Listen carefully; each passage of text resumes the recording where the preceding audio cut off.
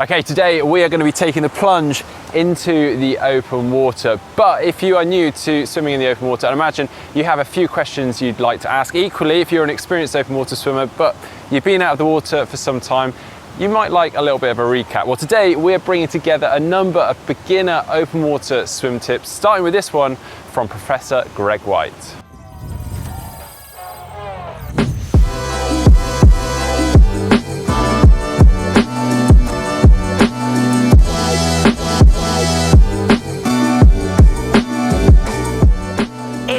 Scorchio today, and I'm desperate to get in the water, but I know we have to kind of discuss a few things first. So my first question is, what do we need to do before we can actually get in and swim? Well, I mean, I guess that's the whole point, actually. It is Scorchio. The sun is out, it's a beautiful day, but that doesn't tell you what the water temperature is. And right. I think one of the key things about open water swimming, about wild swimming, is that you really need to know what the water temperature is.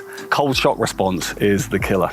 Right. You know, that's the one thing that we really do worry about. Okay. And so knowing the water temperature is really important. The water temperature here is actually lovely, so it's going to be great for us. I should be all right with my wetsuit. You'll definitely be okay in a wetsuit. I won't be wearing a wetsuit today. But you know, look, for me, the most important thing about wild swimming is local knowledge. Yeah. You know, it's knowing where you're swimming and what you're swimming in.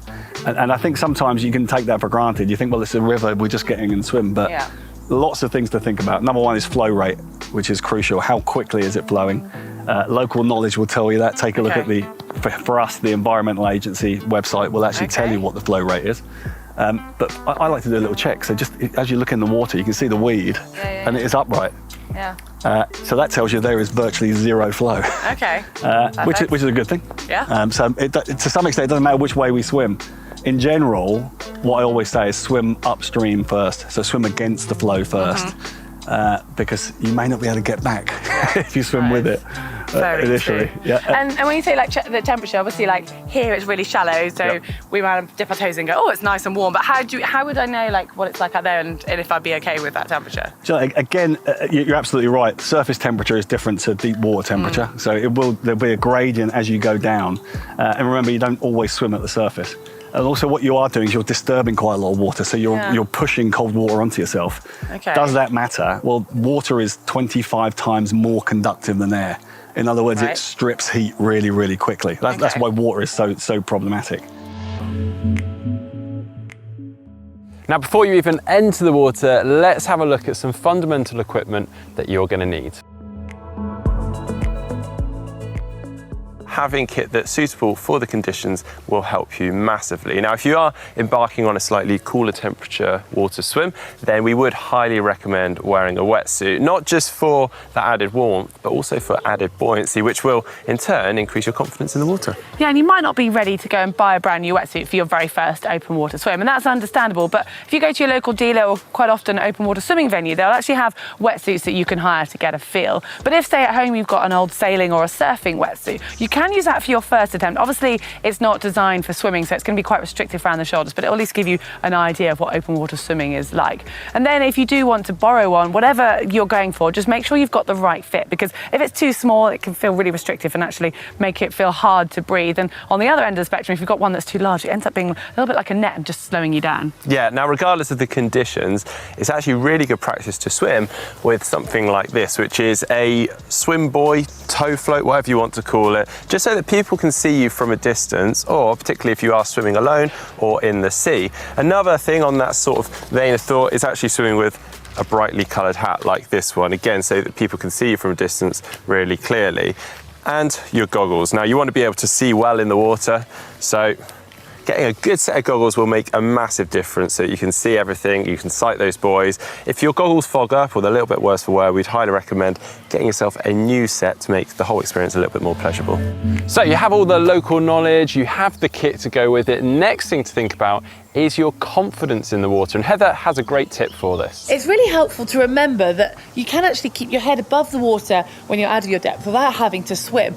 Now, we all float to a different amount, but you add in a wetsuit and we're pretty much all going to be buoyant. And if you're in salty water, you'll find you're even more buoyant. But it's a good idea to practice just getting comfortable with floating and keeping your head above water when you're still in the shallow water, so you can actually stand if you need to. So start off by swimming a few strokes and then just flip over onto your back and just try and relax in that position. Imagine trying to push your stomach up to the sky, and that will help just lift your hips. And yes, you want to keep your head out, but not all of it, because as soon as you lift your head right up, your legs are going to sink. So try and put your head back and relax in that position, just keeping your face out of the water. But obviously if it's wavy, it's going to make it a little bit harder. And then have a play around with your breath. So take a deep breath in and you'll feel your lungs inflate, and it'll actually make you a little bit more buoyant in the water. Obviously you do need to let the air out, so you're going to feel yourself drop slightly, but play around with that and just start to feel as relaxed as you can. And adding in a little bit of very gentle leg kick when you're floating on your back will just help your legs to float as well. And before you head out into the deeper water, just practice this several times until you're nice and confident, so you know how to control yourself when you get into that deeper water. Now, understandably, putting your head under the water in the open water is very different to putting your head under the water in the swimming pool. So here's a little bit of advice for you. Open water swimming can sometimes be beautifully clear, as we've got here in Vobster, but other times you can struggle to even see your hand entering the water. But even if it is lovely and clear, at some point, very often, you will lose sight of the bottom. And it's this big unknown that is drastically different to swimming in the pool. And it's something that we want to make sure we get used to. Now, this might sound very basic, but if you stand sort of shoulder depth in the water, submerge your head slowly into the water, and then start taking a look around, and start getting used to that feeling and the environment around you. Breathe out a little bit to help you relax, and this will really help you just get used to all that feeling of being under the water. But when you're actually swimming, you can very often see at least part of your arm, if not your whole arm, and your hand entering the water. So try and focus on this and the things that you can actually see. Of course, it's always fun to share the experience with others, and Fraser has brought us a great tip here on swimming with buddies and in groups. Swim with others. Now, ideally, the best thing to do is to get into an open water environment, your local lake or down by the beach at the sea, and try and swim as a group for the length of your session. It makes a huge difference to become more comfortable and more spatially aware as an athlete if you're swimming with others in training. So when you get into a race, you're not getting really panicky and anxious before that swim start. Of course, if you're not able to get into the open water that often, you can still practice this in the swimming pool. Something that we used to do quite a lot in our training sessions would be swim as 3 or 4 of us in one lane and swim from one end to the length up to the other as a little group of swimmers to just get used to being nice and close in that confined environment. So you've researched the location, you've got the kit, you've worked on your confidence, you've maybe even got a session in with others. But were there any problems along the way? Hopefully not, but here's some advice should you need it. Hopefully this isn't something any of you will need, but should you find yourself in difficulty in the deep water, just roll yourself onto your back as we've just described, then put your hand in the air and wave to catch someone's attention.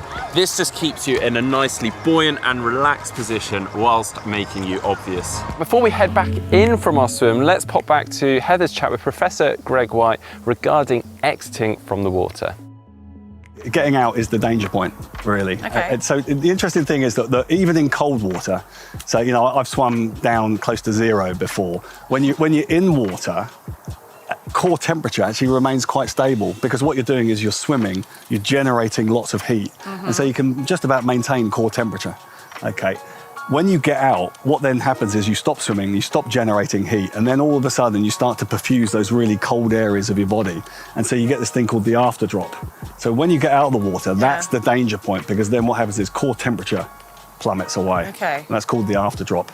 Right. So critically, what you should have with you is that when you get out of the water, you've got something that you can dry yourself with, number one, and also you can wrap up with.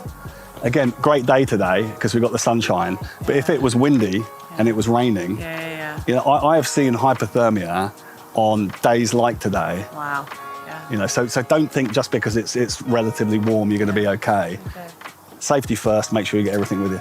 Well, open water swimming is an absolutely amazing experience, one that really allows you to feel connected with nature, but also a great environment for training and getting quality workouts in. Here at GTN, we feel like these are some of the fundamental tips and advice that you need to get yourself started in open water swimming. But if you have any of your own advice and tips, please feel free to share them in the comment section below. And if you have any more questions, please also drop them down there and we'll do our best to get back to them for you. But some takeaway advice, just final points. Make sure you've done your research on the location, you've got the necessary kit for swimming in that particular location. You're visible and you're not pushing yourself too much, you're staying within your ability and your own comfort zone. We hope you have enjoyed today's video. Please hit that thumbs up button if you have, and make sure that you are subscribed to GTN or you're following us on social media to see all our other content.